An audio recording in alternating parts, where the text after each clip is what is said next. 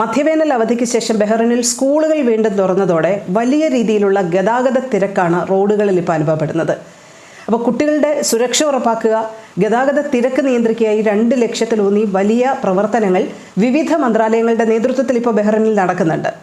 Interior മിനിസ്ട്രിയുടെ security ഡയറക്ടറേറ്റും works ഡിപ്പാർട്ട്മെൻറ്റും ജനറൽ ഡയറക്ടറേറ്റ് ഓഫ് ട്രാഫിക്കും അതുപോലെ തന്നെ സിവിൽ ഡിഫൻസ് ഉദ്യോഗസ്ഥരും ഒക്കെ ചേർന്ന് വിവിധ തരത്തിലുള്ള പ്രവർത്തനങ്ങൾ നടത്തുന്നുണ്ട്. ഇപ്പോൾ വിവിധ എംബസികൾ കേന്ദ്രീകരിച്ച് അവരെ ഫോക്കസ് ചെയ്തുകൊണ്ട് വിവിധ കമ്മ്യൂണിറ്റികളിലേക്ക് ഈ സന്ദേശം എത്താൻ ഗതാഗത സുരക്ഷാ ബോധവൽക്കരണ ക്യാമ്പയിനുകൾ പ്രത്യേകമായി സംഘടിപ്പിക്കുന്നുണ്ട് മിനിസ്ട്രി. ഇത് വിവിധ ആളുകളിലേക്ക് എത്തപ്പെടുന്നതുകൊണ്ട് പിന്നെ തിരക്കുള്ള സമയത്ത്, പ്രത്യേകിച്ച് ഈ സ്കൂൾ തുറന്നതിൻ്റെ ആദ്യ ദിവസങ്ങളിൽ, പിന്നെ ഈ സ്കൂളുകളിലേക്ക് കുട്ടികൾ പോകുന്ന സമയത്തും പിന്നെ വീടുകളിലേക്ക് മടങ്ങി എത്തുന്ന സമയമൊക്കെ വലിയ ഗതാഗത തിരക്ക് അനുഭവപ്പെടുന്ന സമയമാണല്ലോ. അപ്പോൾ ആ സമയത്ത് ഗതാഗതം നിയന്ത്രിക്കാൻ കൂടുതൽ ഉദ്യോഗസ്ഥരെ നിയമിക്കും എന്നതടക്കമുള്ള കാര്യങ്ങളും നടക്കുന്നുണ്ട്.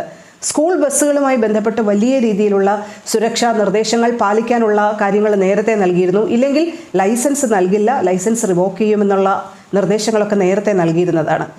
2 മാസത്തെ ഇടവേളയ്ക്ക് ശേഷം വലിയ സന്തോഷത്തോടെയാണ് ബഹ്റിനിലെ കുട്ടികൾ സ്കൂളുകളിലേക്ക് മടങ്ങിയെത്തിയത്. കഴിഞ്ഞ ദിവസമാണ് സ്കൂളുകൾ ഓപ്പൺ ആയത്. 2,66,000-ഓളം കുട്ടികളാണ് സർക്കാർ സ്വകാര്യ വിദ്യാലയങ്ങളിലും നഴ്സറികളിലും കിൻഡർ ഗാർട്ടനുകളിലും ഒക്കെ ആയിട്ട് സ്കൂൾ ദിനങ്ങളിലേക്ക് മടങ്ങിയെത്തിയത്. അപ്പോൾ സ്കൂളുകളിലൊക്കെ പ്രവേശനോത്സവവും മറ്റു കാര്യങ്ങളൊക്കെ സംഘടിപ്പിച്ചിരുന്നു. 209 സർക്കാർ സ്കൂളുകളിലായി 1,55,000-ഓളം കുട്ടികളും ഇനി 80ഓളം സ്വകാര്യ വിദ്യാലയങ്ങളിലായി 90,000-ഓളം കുട്ടികളുമാണ് മടങ്ങിയെത്തിയത്. കിൻഡർ ഗാർട്ടനുകളുടെ കാര്യം എടുക്കുമ്പോൾ 17,000-ഓളം കുട്ടികൾ സ്കൂളുകളിലെത്തി. നഴ്സറികളുടെ കാര്യം എടുക്കുമ്പോൾ 4,000-ഓളം പേരാണ് നഴ്സറികളിലെത്തിയത്. അപ്പോൾ തിരക്കുള്ള സ്കൂൾ ദിനങ്ങൾ ബഹ്റിനിൽ ആരംഭിച്ചതോടെ സന്തോഷ കാഴ്ചകളാണ് മിക്ക സ്കൂൾ അങ്കണങ്ങളിലും കാണാൻ കഴിഞ്ഞത്.